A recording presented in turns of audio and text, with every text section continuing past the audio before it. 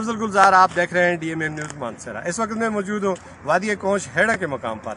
ये वादी कोंच का वो संगम है, वो मुकाम है जहाँ से यहाँ के लोग अक्सर मुतालबा करते हैं इंटरचेंज बाईपास। अपनी अराजी, अपनी ज़मीनें, अपना सब कुछ कुर्बान किया, लेकिन उन्हें इंटरचेंज न मिलना बहुत बड़ी ज़्यादती है। इसी वाले से आज हमारे साथ मौजूद है मानसरा की नामी ग्रामी शख्सियत तंजीमुल अवाम ज़िला मानसरा के सदर डॉक्टर मोहम्मद इकबाल।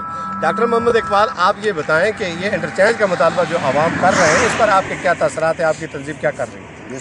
यहाँ के लोगों ने बहुत कुर्बानी दी है जो, और इनकी कुर्बानी जो है रायगान नहीं जानी चाहिए। यहाँ पे इंटरचेंज ज़रूर होना चाहिए, इनकी भरपूर हम हमायत करते हैं और तंजीमुल अवाम, पूरी तंजीमुल अवाम इनकी हमायत करती है। और यहाँ इनको हमारा मुतालबा है कि इनको इंटरचेंज दिया जाए, और अगर न मिले तो न मिला तो हम भरपूर एहतजाज करेंगे।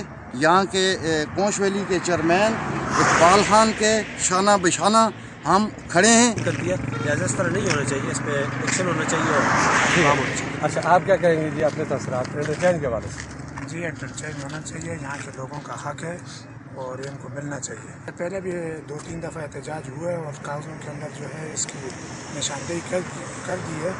उसके बाद निशानदेही होने के बाद भी अगर इंटरचेंज ना मिलना तो ये यहाँ के अवाम के साथ जी वो वादा ही किया जो इफ़ा ना हो। जब ये सी पैक का क्या मामूल में आ रहा था, उस वक्त ज़िली हुकूमत ने तमाम तर वादों को इफ़ा करने की यकीनदानी कराई थी। डिप्टी कमिश्नर मानसरा और स्टेक होल्डर इदारों से हम भी मुतालबा करते हैं कि वादी कोंच के लोगों को इंटरचेंज दिया जाए।